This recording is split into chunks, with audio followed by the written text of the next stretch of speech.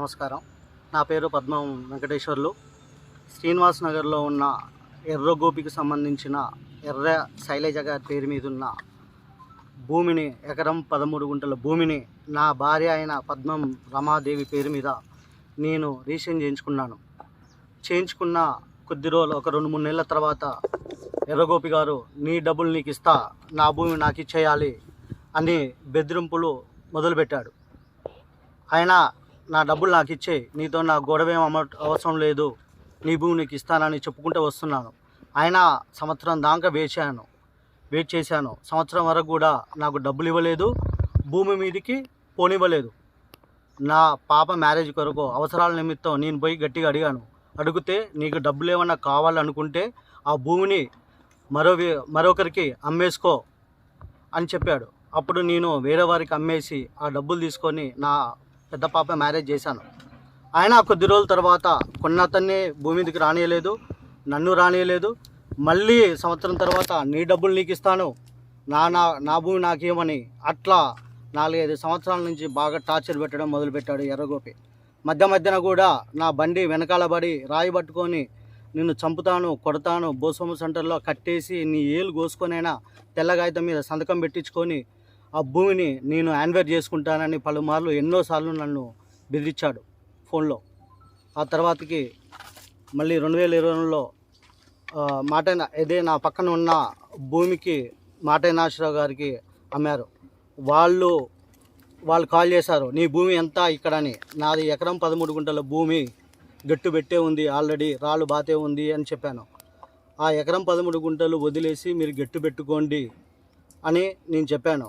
వాళ్ళు ఏం చేశారు, అలా చేయకుండా ఒక 9 గుంటల భూమి నా భూమిలోకి కబ్జాలకు వచ్చి 9 గుంటల భూమి ఆక్రమించుకొని గోడ పెట్టుకున్నారు. దాని తర్వాత నేను కోర్టుకు వెళ్ళాను, ఇంజెక్షన్ ఆర్డర్ కొరకు కోర్టుకు వెళ్ళాను. వాళ్ళు దొంగ కాగితాలు పెట్టి కోర్టులో వాళ్ళు కూడా సబ్మిట్ చేశారు. ఆ టైంలో పెద్ద మనుషుల సమక్షంలో లోక్ అదాలత్లో ఇదివరకు ఇచ్చిన అమౌంట్ కాకుండా మళ్ళీ 30 లక్షలు డిమాండ్ చేస్తే లోక్ అదాలత్లో 30 లక్షల రూపాయలు నేను అదనంగా కట్టి జడ్జిమెంట్ కాపీ తెచ్చుకున్నాను.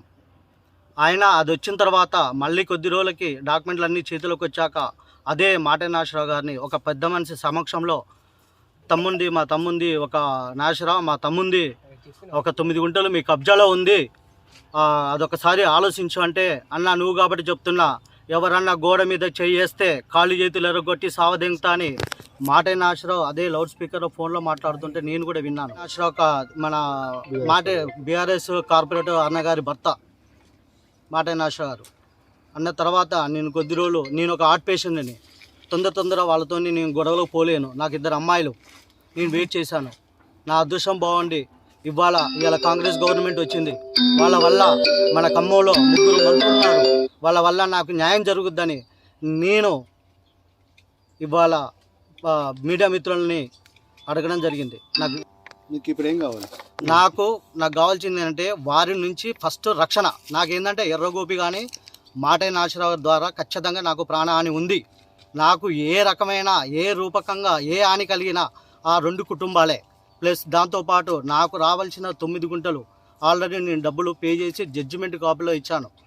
జడ్జిమెంట్ కాపీ కూడా ఉంది. నాకు కంప్లైంట్ కూడా ఇచ్చాను, సిపి గారికి ఇచ్చాను, కలెక్టర్ గారికి కూడా ఇచ్చాను.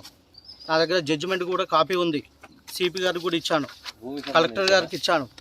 నాకు 9 గుంటల భూమి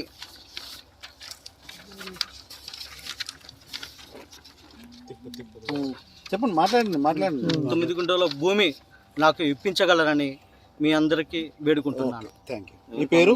నా పేరు పద్మ వెంకటేశ్వర్లు.